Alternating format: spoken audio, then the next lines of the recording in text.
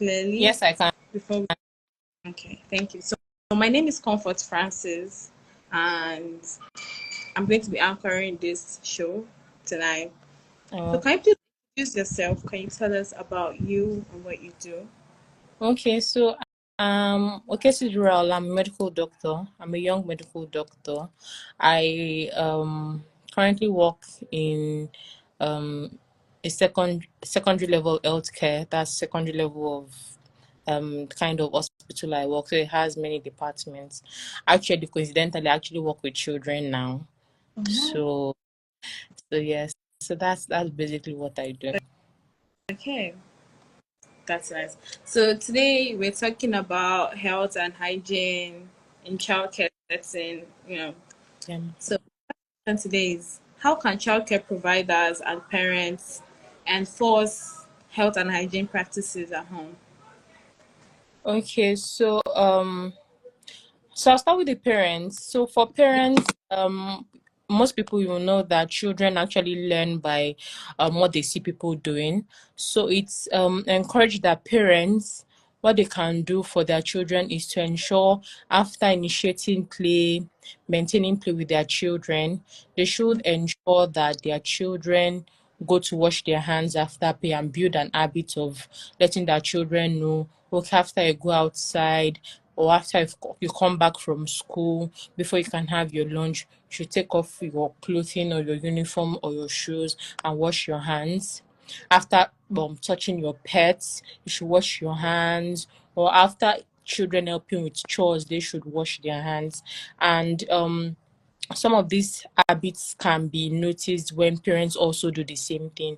So when parents come from their workplace, from outings, they should also cultivate the habit of first washing their hands before going into any other thing. And also parents should ensure, despite their children being indoors all day, they should encourage them to wash their before meals and after meals, after visiting the restroom. And it's not far behind for the childcare providers. That's from the educators to the nannies and everyone who's involved in caring for a child till they're independent. Usually, like for the education curriculum, like in secondary education, where children imbibe the act of daily living, they should also be taught this.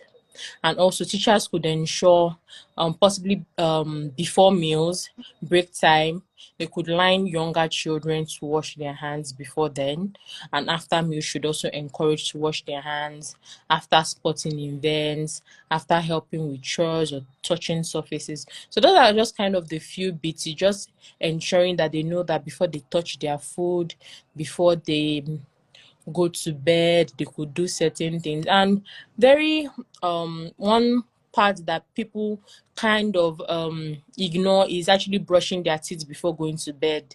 So you should be hammered in school, brush your teeth twice every day, and parents should also ensure they stand with their children, brush their teeth, and also their children mimic whatever they do. So those are like some of the things, but it's mostly active role play. Using only words, I don't think would be effective with children. They have to actually see this play out in front of them. Wow, okay. So then you talked about having to enforce washing of hands with children as that is very important. But then how can we actually do that effectively? Like have to teach children the importance of washing their hands and the benefits of actually washing their hands. For children, usually if you teach them certain things at a young age, probably from 2 to 3, they might actually not understand, but watching you do it, they would copy. And a lot of children actually do enjoy playing with water, especially in a bowl or running from a faucet. So all you have to do is possibly press soap into their hands, possibly from the beginning of their education. Usually, there is really no specific way, but one thing I've noticed is that if you teach children something, repeat a cycle with them, they just seem to get it. They don't really have a lot of questions initially. Possibly when they go older, they start to understand why they need to wash their hands. But one funny way could be having putting little colored dye that's not permanent, or food coloring on their hands or on surfaces they're going to touch, and have them wash it into a bowl, and they see the paint or the color come off their hands. And also when they look at the water, it doesn't look exactly how water looks, they see it's colored. I think that should be able to pass a message that washing their hands with soap and water is going to clear off whatever is on their hands. And there are few resources possible will be posted later to help children better understand. But I think that with children, mostly if you start really young with them, they Yeah. don't seem to because they don't seem to get it along the line and then build a habit around it. Because that's also how habits are built. Okay. Yeah, I think and that's actually right because we're around children, they do what they see you do often. So if you wash your Yeah. hands, they're going to copy that. Okay, so are there any illnesses or conditions that are related to poor hygiene?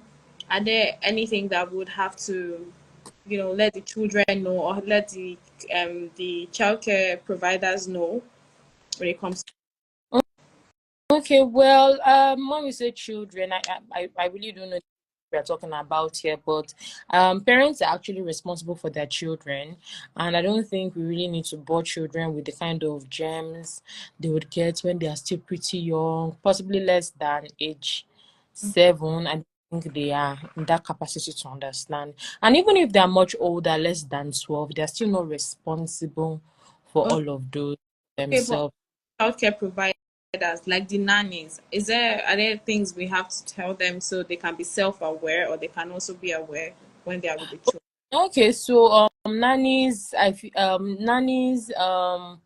childcare educators, parents, I believe are all adults, Yeah. and be should be fully aware of what they are doing because they are responsible for children. If a child comes in sick, especially from communicable diseases or hygiene related diseases, it's mostly the responsibility of the adult, has nothing to do with the child because they are under your care for them and be responsible to them. So they are not at that level where they can make those decisions for themselves. But there's a whole lot of diseases that one could get due to poor hygiene. Poor hygiene is not really tied down only to hand practices like washing your hands. Hygiene can be as much as home care, clothing, oral care, oral hygiene, um, food handling.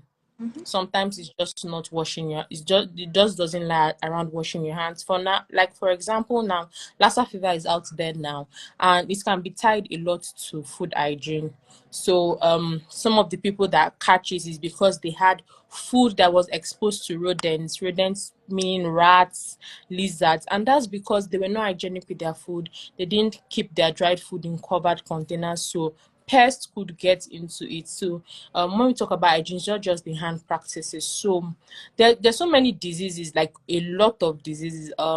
Commonly children come down with fever, vomiting, tummy aches, possibly because of something they've ingested. It could be as far back as the water source or the food source. So talking about water source or food source, it could be the person who provided the food was not hygienic enough, did not wash their meals enough, did not cook it enough to kill any bacteria that was living on it. Or after cooking, did not store it properly, and the wrong kind of bacteria grew on it. Then somebody ate it and fell sick. Or it could be the food provider did everything right, and the person ingesting had their hands dirty and introduced dirt by the way of eating to themselves. So those are some of the ways. So also other than gastroenteritis and tummy issues, as simple as hepatitis A could be gotten from food and water sources. Hepatitis C could also that's also the same thing. And also with hygiene, funny enough, malaria also is related to hygiene because when you see a lot of people who come down with malaria frequently, they possibly live in environments where malaria can breed. So we're talking about places that have stagnant water, dirty, muddy water where the malaria can breed their eggs, grow, complete the whole cycle, and then feed on human and then infect them. Or bushy areas, We're talking Lassa fever, whereby they have rats or pests going into their food that should be ingested, that should be clean. So those are also some examples. Even skin conditions, everything is not all about running a fever. Some skin conditions is due to the fact that the skin is not kept clean. And so there's this funny skin rash people in Nigeria like to call eczema, that is not eczema, but it's related to hygiene. And all the person has to do is ensure they take a shower after doing a lot of activities. Like, or sometimes you see some young children having what they call lapa lapa on their head. It's all related to hygiene because they have a lot of sand on their hair. It becomes a fungal infection, and those are just the way hygiene should be. So some of the tips could just keep your surfaces clean, keep your food clean, cook your food properly, ensure your water is clean, protect your food, wash your hands, and keep your mouth and your skin clean. So children should be allowed to explore. That doesn't mean you should keep them in a home. They should be allowed to explore, play, um have fun, run around. But when they come back, it's the responsibility of the adults, that's the childcare providers, the nannies, their parents, or their educators, depending on if they're in school, but even they're boarding school. That's going to be the responsibility of the house mistress to ensure they then take a shower and keep their skin clean so they don't even come down with common skin conditions. And those are just some of the ways. So it's mostly the responsibility of adults to ensure that every step of the way, they ensure that there's hygiene maintained at all fronts, including food, water, you name it.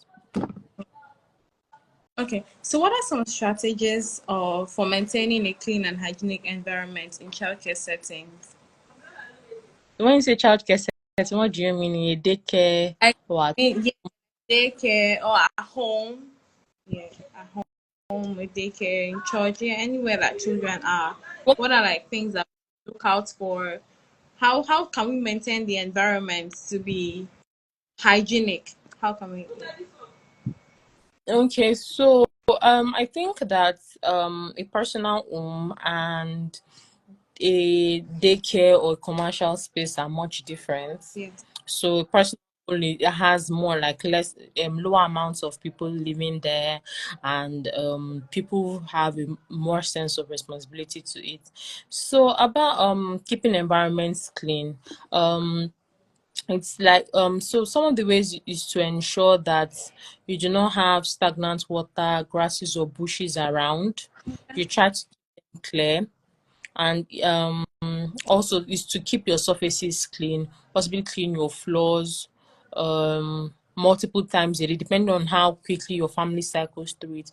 But deep cleaning should be like about once a week of floors and surfaces, at least once a week. Cooking surfaces, deep cleaning with proper agents should be about 3 to 4 times deep cleaning.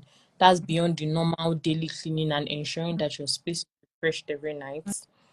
um in terms of water, okay, so looking at the kitchen and bathrooms or toilets should not be close to each other because fecal content, that's feces, urine, it usually goes through the water system, and if the drinking water source is close to the soakaway or where waste passes through, it can leak.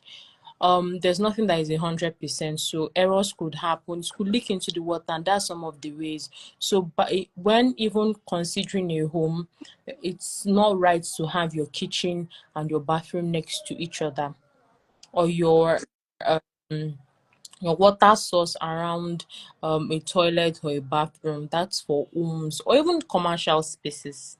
So if you're going to place, you can see that where you're about to buy food, there's a toilet right next to it. It should be a big red flag to you, and you should know that you should be really, really careful. If possible, do not even consider buying anything edible from them. Also, one of the things people do commonly is just buy fruits off the road and put it in their mouth and start to ingest or hand it over to their children. That's very Nigerian. The roads are dusty. There's been dust in the air that settled on the food, and that could also be a means by which infection, bacteria could grow on the food, and the person ingests it and starts to fall sick. So food items, meat items should be cleaned before anyone ingesting them. Food should be maintained hot.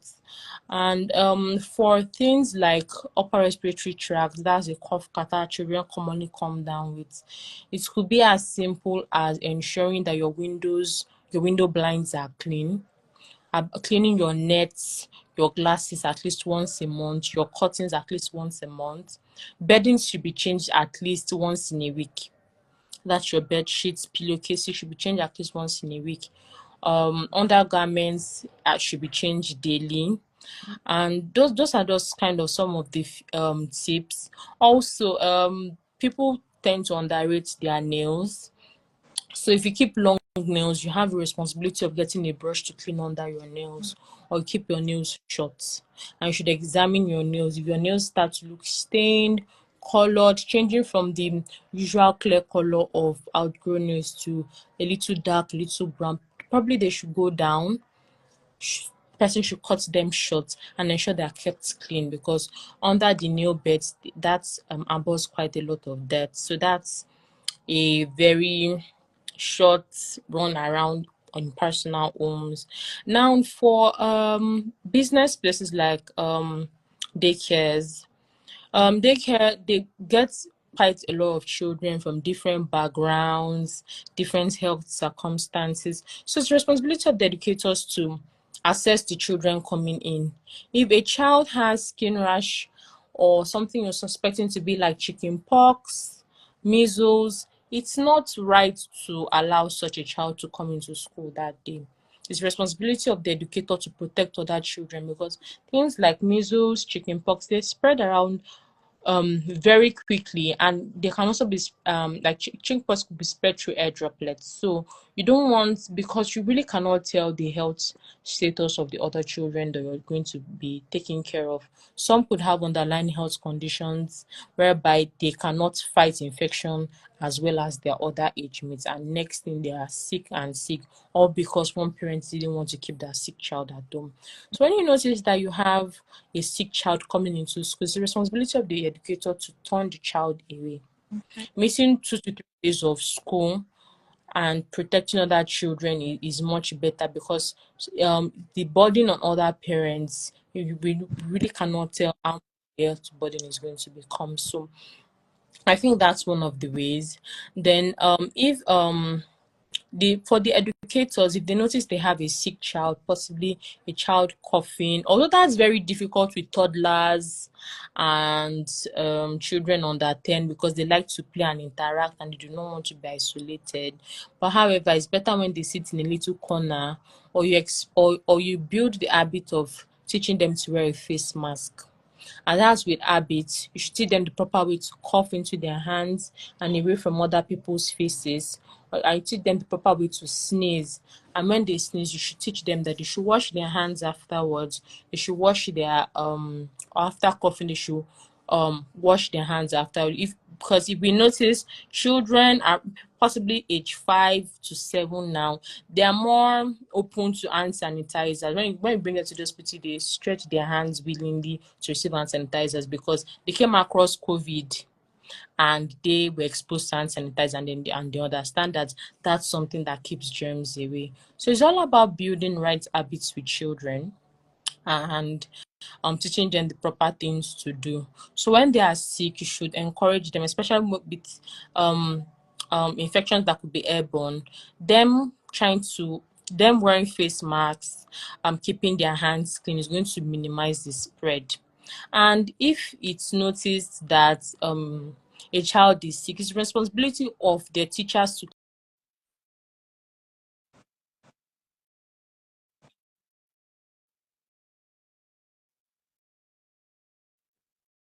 these surfaces. They do not pick up germs from these surfaces.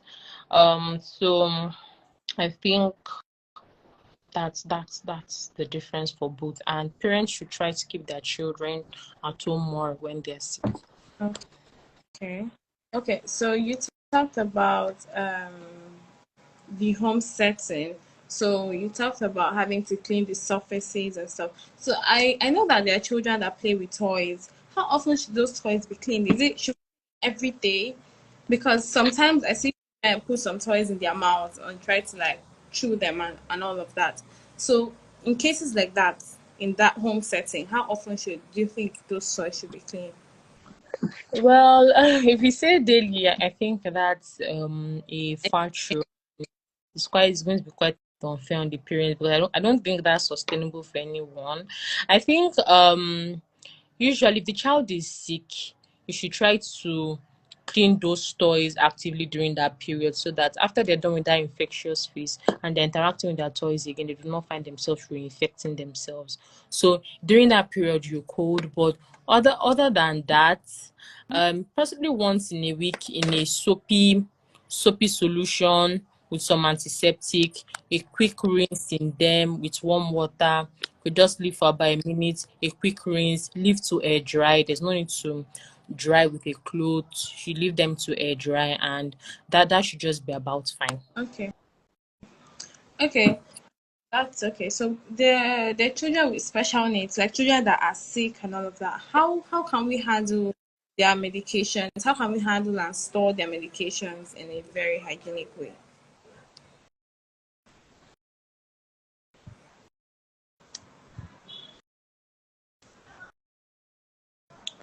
I think the network is taking here.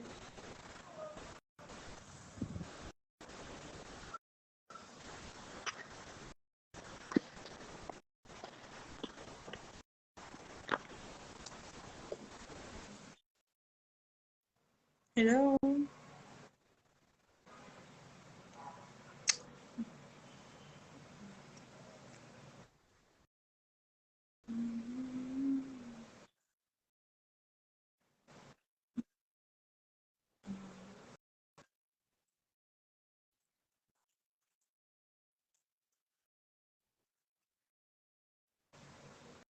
Yes, it's much better. Can you hear me?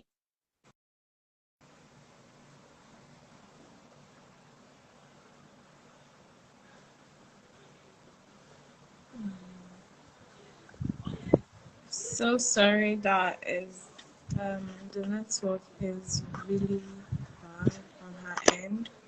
Okay.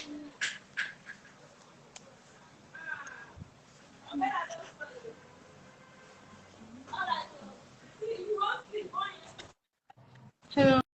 Okay, Welcome back. thank you. Okay, so you mentioned something about medications, right? Yes, yes, Okay, yes. so I think for medications, they're pretty easy. It's important to follow the leaflets. Um, a lot of us in Nigeria do not like to read leaflets or handouts, which I think is it's a very underrated piece of information. So usually they should follow the advice of the pharmacists, especially if medication was gotten in the hospital. And usually with drugs that are compounded, there are certain drugs that come in powder forms, whereby you have to add water to make into a suspension. Yes. Usually, some may be stored in the fridge. There are no suspensions that should be stored in the freezer, no. But some could be stored in the fridge. Some could be stored in a cool, dry area. So when talking cool, dry area, the kitchen is not part of a cool, dry area. The bathroom is not a cool, dry area. Why? Bathroom is pretty wet, then the temperatures fluctuates. So you decide to have a warm shower, and so you use a lot of hot water. The steam changes the temperature there, so the temperature is no longer cool. The kitchen, there's a lot of cooking there, so the temperatures move between hot, cool. So those are not cool, dry areas. So those should not be places where people should store their medications. I'm sure many people have seen movies or videos where foreigners open their bathroom mirror or something, and you see the medication. This is my medication cabinet store. The, Actually, your bathroom is not a good place to store your medication. Your kitchen is not. Things like your bedroom, if your temperatures are kept pretty stable, or your sitting room, having a pause, a small corner, that's quite adequate for your medication. So but the most important thing about medication is following the leaflet guide on how to store it. And also children are quite inquisitive. Drugs should not be put at the reach of children. Okay, so drugs should not be put on flat tables or eating areas. They should not, because sometimes the medication could be nicely flavored and the child thinks it's a drink, and because it's in an eating area associates it with food and gulps down a whole bottle, which becomes overdose. So they should not be stored within children's reach. So on higher areas, higher cabinets, whereby even an 8-year-old or a 7-year-old, until when they are much older, to understand that these are medications and they need to be they need to be treated as such. Also, about medication, some of them come in caps or covers with measurements. So usually that can be rinsed out or sometimes washed with soap and water after use. So you leave to a dry, then cap and store the medications properly. So I think that's mostly it, but the most important part is reading what the leaflet says. That's the guide, because different medications will come in different storage formats. Some will say you could freeze as low as 5 degrees Celsius. That doesn't mean you should put in a freezer. It's talking about a fridge. Put it in your fridge compartments. So Okay. So, what steps should be taken to promote eating healthy eating habits among children in childcare settings too? okay, so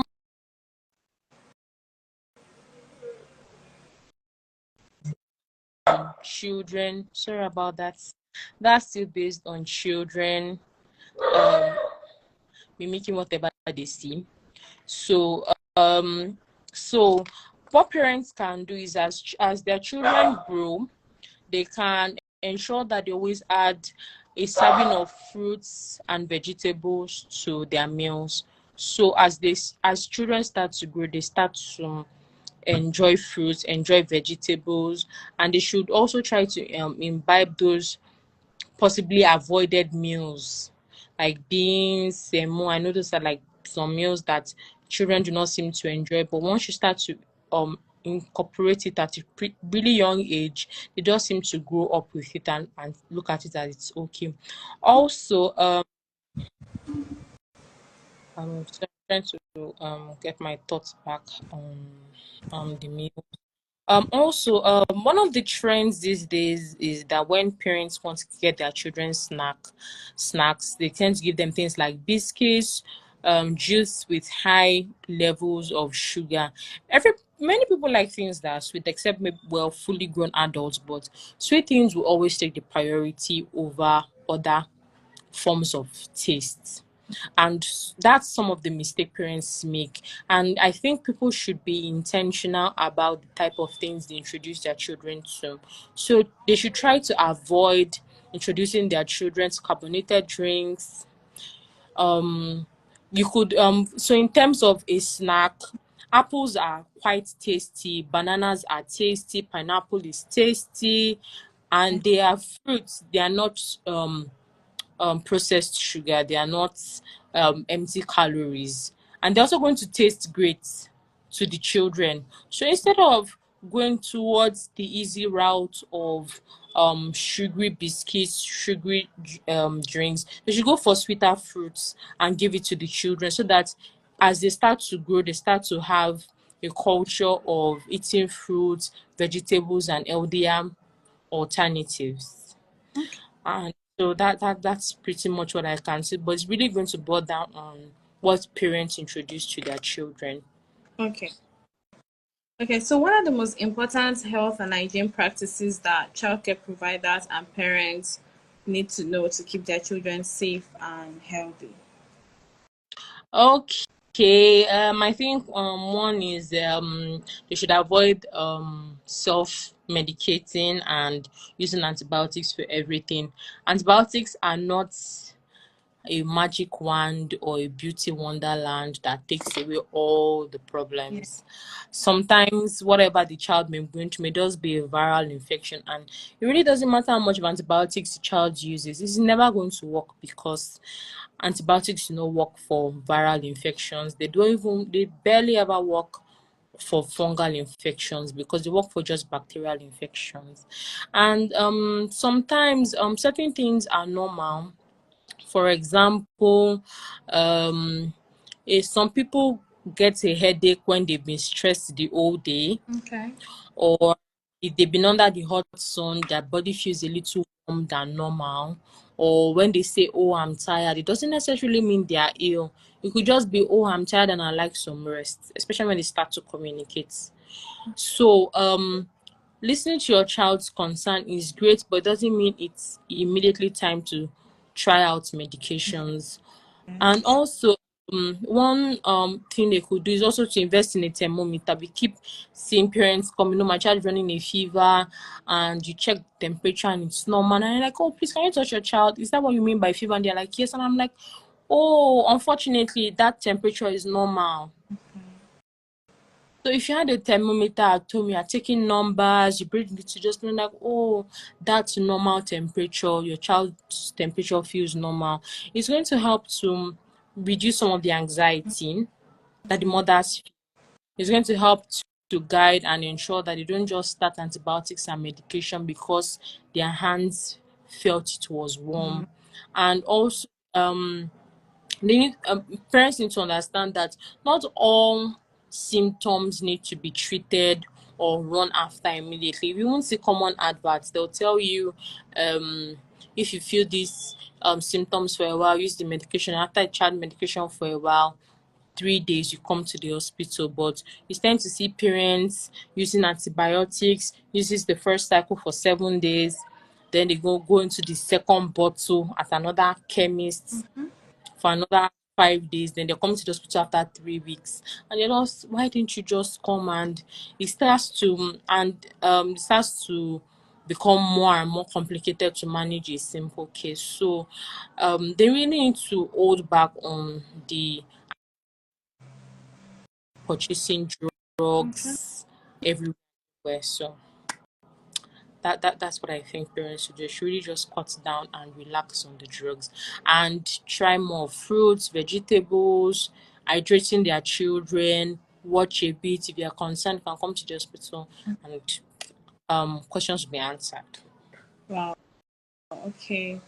Wow. Thank you so much. I think that was very insightful. So today we have learned that we should try and keep offices clean in the home setting and in the public setting. And we can get to clean our toys, if not every day, but at least regularly, frequently. And Yeah. thank you. So, oh, and then the bedroom and the kitchen, they are not places to store drugs. Thank you Yes. so much for this insightful session. It was so wonderful. I'm out of questions, and I don't know if we have any question in the comments. And no, we don't have any questions. So thank you so much for joining us today. Thank you so much. I really hope that we get to do this again some other time. It was really great to have you on here. Thank you so much, and God bless you.